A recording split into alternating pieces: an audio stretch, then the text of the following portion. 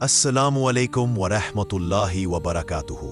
आज हम बात करने जा रहे हैं उस हकीकत की जिसे सुनकर दिल कांप उठता है, और वो है कब्र का अजाब। हर इंसान को मौत का स्वाद चखना है।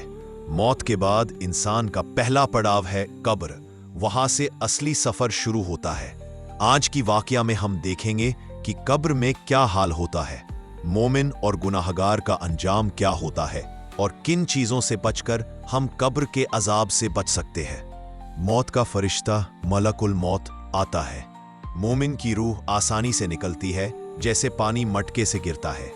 गुनाहगार की रूह तकलीफ से निकलती है, जैसे कांटों वाला लोहा गीले ऊन में खींचा जाए।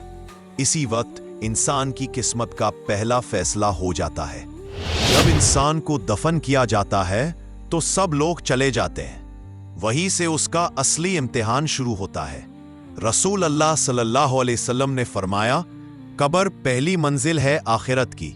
अगर कोई इससे बच गया तो आगे आसान है, वरना बहुत मुश्किल। जब इंसान कब्र में दफन हो जाता है तो उसके पास दो फरिश्ते आते हैं, मुनकर और नकिर। उनका चेहरा सख्त और आवाज बहुत डरावनी होती है। वो इंसान से 3 सवाल पूछते हैं। 1, तुम्हारा रब कौन है? 2, तुम्हारा दीन क्या है? 3, तुम्हारे पास भेजे गए नबी कौन है? मोमिन पूरे इत्मीनान से जवाब देता है, मेरा रब अल्लाह है, मेरा दीन इस्लाम है और मेरे नबी मोहम्मद सल्लल्लाहु अलैहि वसल्लम है। लेकिन गुनाहगार और काफिर जवाब नहीं दे पाते। उनकी जबान रुक जाती है। जब मोमिन सही जवाब देता है तो उसकी कब्र जन्नत के बागों में से एक बाग बन जाती है। कब्र चौड़ी और रोशन हो जाती है। जन्नत की खिड़कियां खुल जाती है और वहां से ठंडी हवा और खुशबू आती है। उसके पास एक खूबसूरत शख्स आता है और कहता है, मैं तुम्हारे अच्छे अमाल हूं, तुम्हें खुशखबरी हो कि अल्लाह तुमसे राजी है।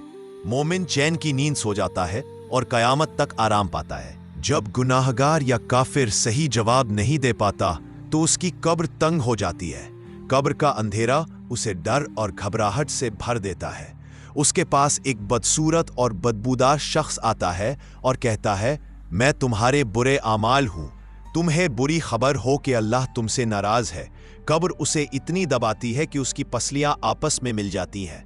वह अजाब और तकलीफ में कयामत तक पड़ा रहता है। कब्र का अजाब इंसान के गुनाहों की वजह से होता है।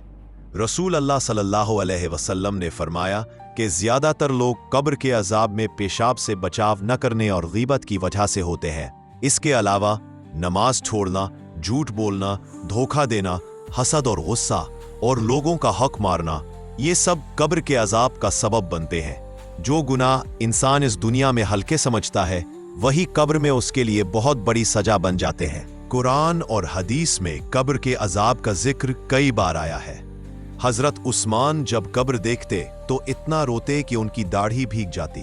रसूल अल्लाह सल्लल्लाहु अलैहि वसल्लम कब्र के बारे में लिखते थे, वो भी अपनी दाढ़ी भीग जाती।